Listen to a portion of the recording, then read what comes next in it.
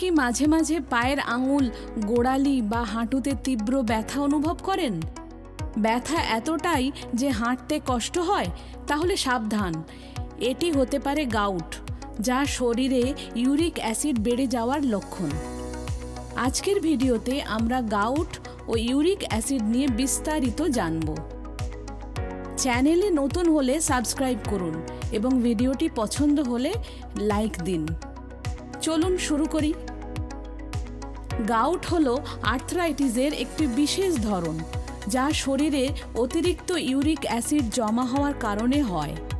সাধারণত kidney uric acid বের করে দেয়, কিন্তু যখন শরীরে এটি বেশি হয়ে যায় তখন এটি সন্ধিতে বা জয়েন্টসে জমা হয় এবং ব্যথা সৃষ্টি করে। ইউরিক অ্যাসিড বাড়ার অন্যতম কারণ হলো খাদ্যাভ্যাস। বেশি পরিমাণে প্রোটিন ও পিউরিন সমৃদ্ধ খাবার যেমন লাল মাংস, সামুদ্রিক খাবার এবং অ্যালকোহল গ্রহণ করলে ইউরিক অ্যাসিড বেড়ে যায়। অনিয়ন্ত্রিত লাইফস্টাইল, ওজন বেশি হওয়া এবং জেনেটিক কারণও এই সমস্যার জন্য দায়ী হতে পারে। গাউটের সাধারণ লক্ষণ হলো পায়ের বুড়ো আঙুলে তীব্র ব্যথা, গাঁট ফুলে যাওয়া, লালচে হওয়া, রাতে ব্যথা বেড়ে যাওয়া এবং জয়েন্টে শক্ত ভাব। ভালো খবর হলো কিছু সাধারণ পরিবর্তনের মাধ্যমে গাউট ও ইউরিক অ্যাসিড নিয়ন্ত্রণ করা সম্ভব। জল বেশি করে পান করুন, এতে শরীর থেকে টক্সিন বের করে।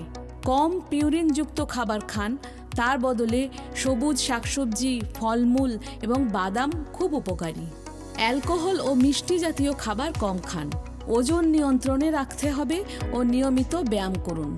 যদি লক্ষণগুলো গুরুতর হয় তবে দ্রুত ডাক্তারের পরামর্শ নিন।